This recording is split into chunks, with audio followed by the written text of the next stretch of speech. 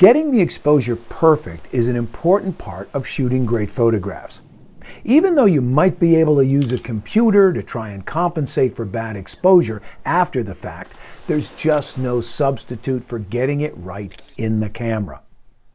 As I said at the beginning of the program, the purpose of this guide is to teach you about the specific controls, functions, and features of the Nikon D7000.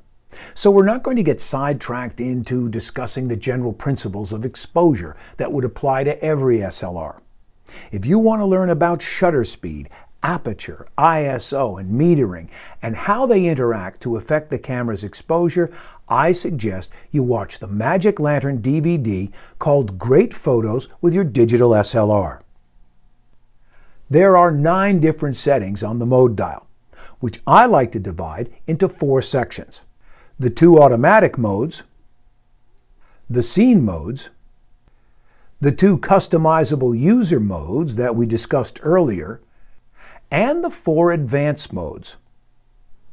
Depending on the shooting mode that you've chosen, sometimes you'll be in complete control of the camera's exposure settings. Sometimes you'll have only partial control. And in some modes, you'll have no control at all, because just about every important decision will be made by the camera. And all you'll be allowed to do is aim the camera and press the shutter button.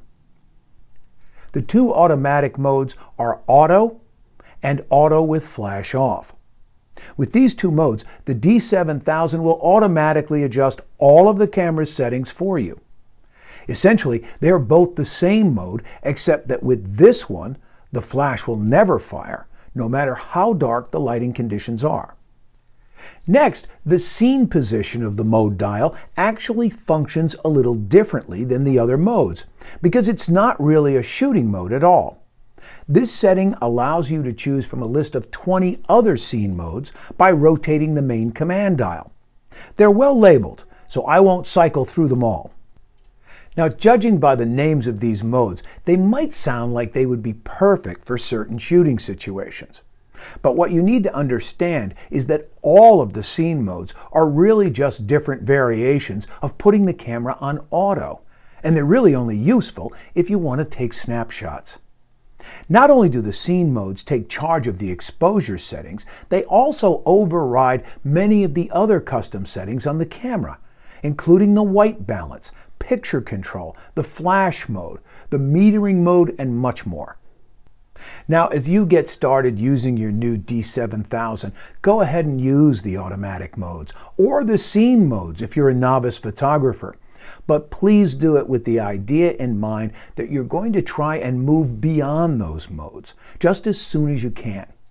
If you want to capture consistently great photos instead of just snapshots, none of those modes are worth using. Just to make things easier to understand, as we go through the rest of this guide, I'm going to refer to the automatic modes and scene modes collectively as the point and shoot modes. Now, the 4 advanced modes are manual, aperture priority, shutter priority, and programmed auto. These are considered the professional modes because they are the only ones that allow you to take full advantage of the power and flexibility that the D7000 offers. So the question is, which of the 4 advanced modes should you use at any given time? Well, that depends on what you're shooting. Programmed auto can sometimes be the right choice if you're new to photography, or for times when you don't want to bother tinkering with the camera's settings.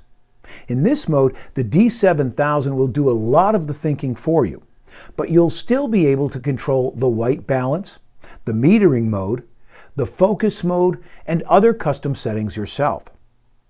And even with programmed auto, you can still have some influence over the particular combination of shutter speed and aperture the camera uses.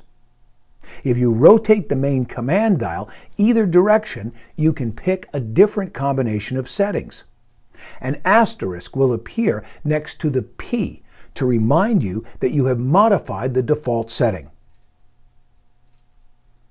Shutter priority can be the best choice if controlling the shutter speed is important. In this mode, you choose the shutter speed and the camera adjusts the aperture to produce the optimal exposure. For example, you might want to set a faster shutter speed, over 1/1000th of a second for sports, and a slower shutter speed, under 1 second for special effects like this. You can change the shutter speed by rotating the command dial. Aperture priority can be the best choice if controlling depth of field is important. In this mode, you choose the aperture and the camera adjusts the shutter speed to produce the best exposure. For example, you might want to set a small aperture, such as f/22 for landscape shooting, so that everything is in focus, and a large aperture, such as f/3.5 for shooting a portrait, so that you can limit the depth of field and thus keep the background out of focus. The aperture is set by turning the sub-command dial on the front of the camera. M stands for manual. In this mode, you control both the shutter speed and the aperture. The camera does nothing to compensate for the settings you choose, and whether or not the exposure is correct is entirely in your hands. However, you can still rely on the camera's internal light meter to give you some advice. As you adjust the exposure settings, the exposure indicator will let you know if the camera thinks you're going to overexpose or underexpose the picture, and by how much. To be honest, aperture priority and shutter priority are really the only two shooting modes that I ever use, and I think most professional photographers would say the exact same thing. So once you've chosen a shooting mode, assuming that you've chosen one of the 4 advanced modes, the next part of controlling exposure is to decide which method of metering you want the camera to use. Metering is how the camera analyzes the intensity of the light within the scene you're shooting, and then calculates what the proper exposure should be just before the shutter snaps. The camera's goal is to find a certain combination of shutter speed and aperture that will result in a perfect exposure. To choose a metering mode, hold down the metering mode button and rotate the main command dial. There are 3 choices: matrix, center weighted, and spot metering. Spot metering only measures the light at the very center of the frame and ignores everything else in the picture. Sometimes this can be a good choice when your main subject is situated in front of a background that is a lot brighter or darker. Center weighted measures the light intensity from all over the frame, but assigns the greatest importance to the center area when the camera decides what the best exposure should be. Matrix is the mode I recommend that you trust for just about everything you shoot. It's the most sophisticated mode for the camera's metering system because it measures the light intensity from over 1,000 points in the scene and employs complex algorithms for better evaluation of highlights, shadows, and even faces. For routine shooting, you can just leave the metering on matrix and you'll be fine most of the time. So let's review. We've selected Aperture Priority as our shooting mode and Matrix as the metering mode. That's the combination I use most often, and I could start shooting right now with complete confidence that most of my shots are going to be properly exposed. Now, we've been talking a lot about shutter speed and aperture, but we haven't said very much about the third component of exposure, and that's called ISO. ISO is a variable setting that controls how sensitive the camera is to light. The higher the ISO setting, the better the camera will be for shooting in low light. But that comes at a price, because the picture quality won't be as good. When you use a higher ISO, you are electronically amplifying the signal that is being generated by the image sensor. And the more the signal is amplified, the lower the picture quality will be. The ISO can be changed by holding down the ISO button and rotating the main command dial. The standard values range from 100 up to 6400.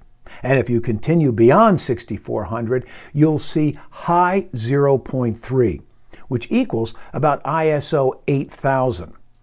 High 0.7, which equals about ISO 10,000. High 1.0, which equals about ISO 12,500. And high 2.0, which equals an ISO of 25,600. But I don't recommend any of the high settings because they'll result in very grainy pictures and excessive electronic noise. On the D7000, ISO 100 ought to be your normal setting, and you should only raise it higher when dark lighting conditions make it absolutely necessary.